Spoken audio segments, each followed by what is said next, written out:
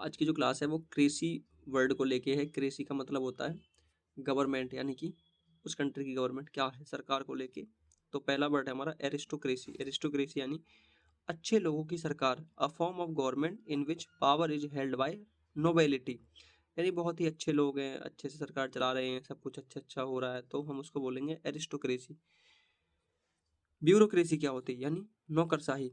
Government run by top official not elected, यानी वो elected नहीं हुए हैं, तो ब्यूरोक्रेसी यानी नौकरशाही। ओलिगोक्रेसी, देखो ओलिगो मतलब जहां पे भी आप समझो तो इसका ना बहुत ही इसका इकोनॉमिक में भी एक मीनिंग निकल के आता है, ओलिगोपोली। तो वो मैं इसको पहले आप इसको समझो, फिर मैं आपको वो समझाता हूँ।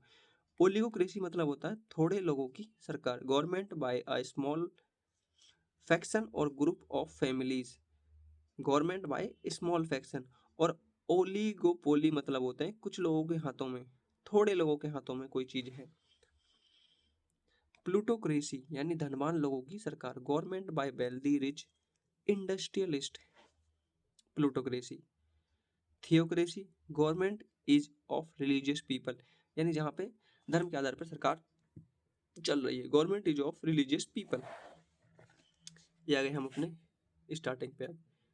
मोनार्की, मोनार्की ये मैंने आपको पहले ही पढ़ाया, नहीं समझ में आया तो मैं एक बार फिर पढ़ा देता हूँ। मोनार्की मतलब होता है किंगशिप, यानी जहाँ पे राजा का सत्ता चल रही है, राजा का शासन है। तो राजा का शासन कहाँ पे है वर्तमान में? वर्तमान में हम इसको पहले मैं एक वर्ड बताता हूँ, फिर उसको आप समझ में आएंगे। और एक होता है मोनार्की, एक होता है डेमोक्रेसी। डेमोक्रेसी कहाँ है? डेमोक्रेसी ये रहा। इन दोनों को आप साथ में रिलेट करके नहीं चलना, इनको विपरीत समझ के रखना, ठीक है। Democracy, government in which people participated, जहाँ पे लोग जाते हैं वोट डालते हैं तो वहाँ पे सरकार चुन के आती है, तो उसको बोलते हैं हम डेमोक्रेसी। यानी डेमोक्रेसी कहाँ है? डेमोक्रेसी इंडिया में है। और डेमोक्रेसी अब यहाँ पे तो आप समझ गए, डेमोक्रेसी इंडिया में है। और मोनार्की कहाँ है? मोनार्की है यूके में, और जो यूएई वगैरह के देश होते हैं वहाँ पे है मोनार्की।